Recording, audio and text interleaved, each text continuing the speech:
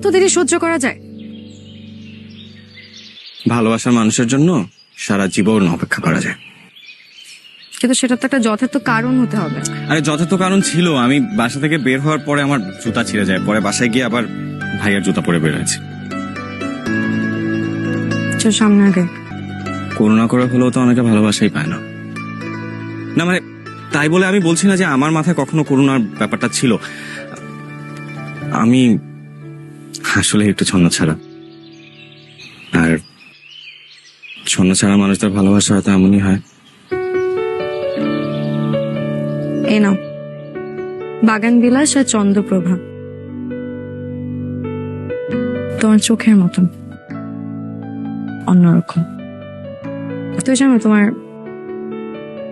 তোমার চোখের মাঝে অন্যরকম একটা মায়া আছে।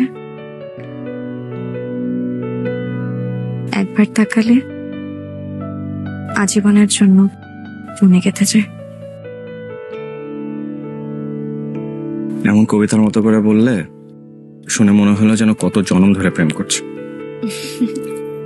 চলো কোথাও গিয়ে বসি। চলো।